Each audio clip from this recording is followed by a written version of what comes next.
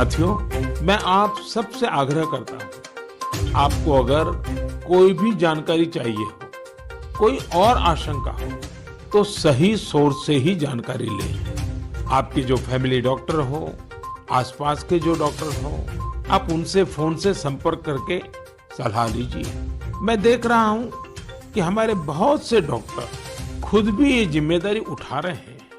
कई doctor social media के जरिए लोगों को जानकारी दे रहे हैं, फोन पर, व्हाट्सएप पर भी काउंसलिंग कर रहे हैं।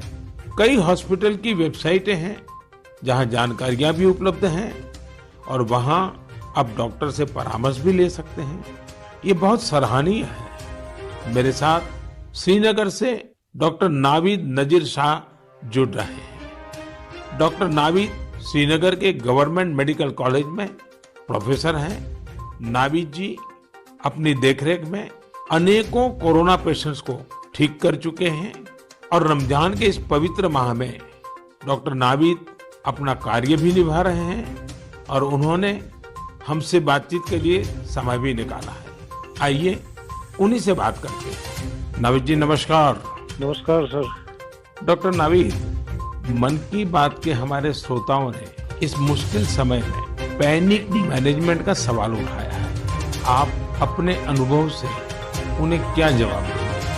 देखिए, जब कोरोना शुरू हुआ तो कश्मीर में जो सबसे पहला हॉस्पिटल डिजिग्नेट हुआ एज कोविड हॉस्पिटल वो हमारा सीडी हॉस्पिटल था, जो मेडिकल कॉलेज के अंडर में आता है। तो उस टाइम एक खौफ का माहौल था, लोगों में तो था ही। वो समझते थे शायद कोविड का इन्फेक्शन किसी को हो जाता है तो एक डेथ सेंटेंस माना जाएगा ये। और ऐसे ही जो हमारे अस्पतालों में डॉक्टर साहिबान या पैरामेडिकल स्टाफ काम करते थे, उनमें भी एक खौफ का माहौल था कि हम इन पेशेंट्स को कैसे फेस करेंगे, हमें इन्फेक्शन होने का खतरा तो नहीं है। लेकिन जो ही टाइम गुजरा, हमने भी देखा कि अगर पूरी तरीके से हम जो प्रोटेक्टिव गियर पहने और एहतियाती तदाबीर जो है उन पे अमल करें तो हम भी सेफ रह सकते हैं और हमारा जो बाकी स्टाफ है वो भी सेफ रह सकता है। और आगे आगे जब भी हम देखते गए तो ये मरीज जो कुछ लोग बीमार थे, कुछ एसिम्प्टोमेटिक थे, यानी कि उनमें कोई बीमारी के कोई लक्षण नहीं थे, हमने देखा कि करीब करीब 90-95% से ज्यादा जो मरीज है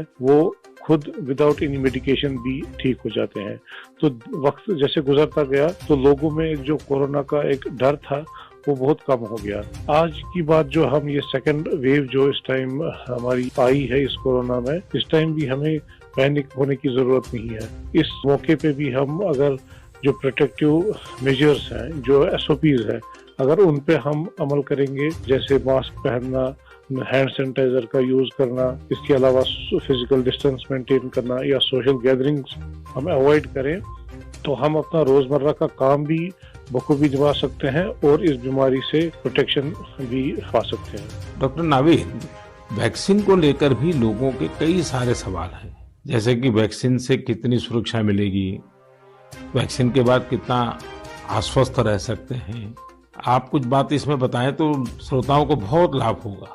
जब कोरोना का इन्फेक्शन सामने आया तब से आज तक हमारे पास अभी कोविड-19 के अगेंस्ट कोई इफेक्टिव ट्रीटमेंट अवेलेबल नहीं है। तो हम इस बीमारी को फाइट दो ही चीजों से कर सकते हैं, एक तो प्रोटेक्टिव मेजर, और हम पहले से ही कह रहे थे कि अगर कोई इफेक्टिव वैक्सीन हमारे पास आए तो वो हमें इस बीमारी से निजात दिला सकता है। और हमारे मुल्क में 2 वैक्सीन इस टाइम अवेलेबल है, कोवैक्सीन है, कोविशील्ड है, जो यहीं पे बना हुआ वैक्सीन है। और कंपनीज भी अपनी जो उन्होंने ट्रायल्स की हैं तो उसमें भी देखा गया है कि इसकी एफिकेसी जो है वो 60% से ज्यादा है।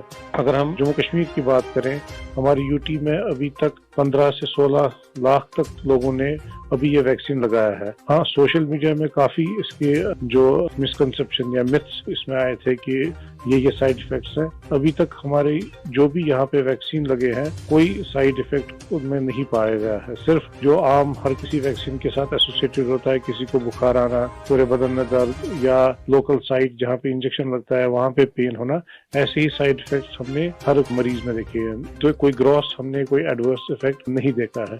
हाँ, और दूसरी बात, लोगों में ये भी आशंका थी कि कुछ लोग आफ्टर वैक्सीनेशन यानी वैक्सीन टीकाकरण के बाद पॉजिटिव हो गए।